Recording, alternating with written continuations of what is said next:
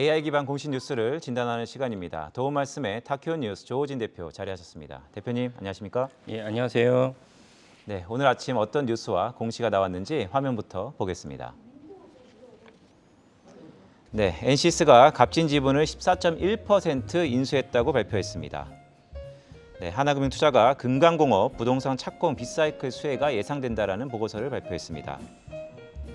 네, 웰링턴 자산운용이 S&T 모티브의 보유주를 13여만 주 매도한다는 공시가 있었습니다. 네, 하이투자증권 SPC 삼립 영업실적 시장 기대치 부합한다는 전망의 보고서를 냈습니다.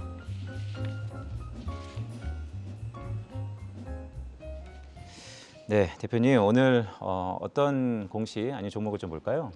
예, 금강공업을 살펴보도록 하겠습니다. 금강공업은 이제 뭐 낯선 분들도 많이 계실 텐데요.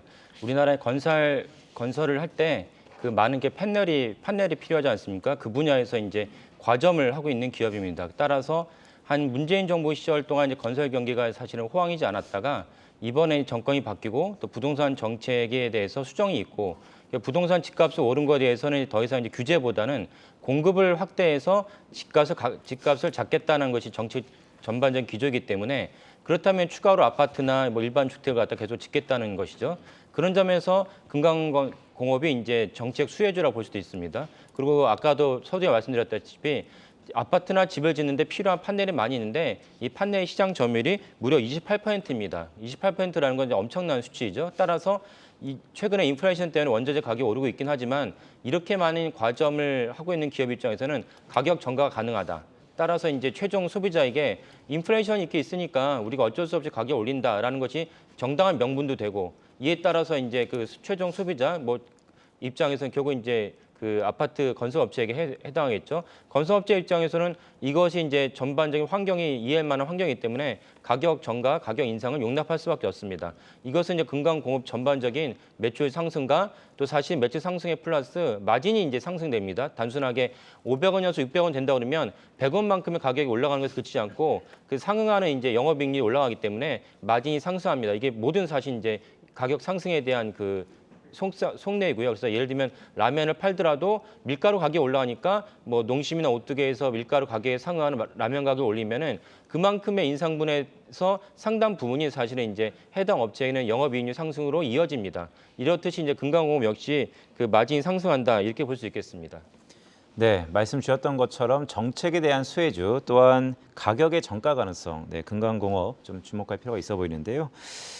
SPC 삼림이 좀 올라왔네요. 어떤 내용인가요? SPC 삼립은 이제 그 좀 전에 말씀드린 대로 SPC 삼립 역시 이제 최근 인플레이션 때문에 이제 많이 주목받는 기업입니다. 근데 인플레이션이 있는데 과점이 없으면 그러니까 시장 점유율이 높지 않으면은 거기에 따라서 전전긍긍할 수밖에 없고 시장에다 가격을 전가할 수 없기 때문이죠. 근데 SPC 삼립은 최근에 이제 뉴스로도 많이 주목받았는데 이유는 이제 포켓몬 빵에 대해서 엄청난 열풍이 불었습니다. 그래서 뭐 심지어 포켓몬 빵을 먹고 싶어서 갔는데 빵이 다 동이 났다.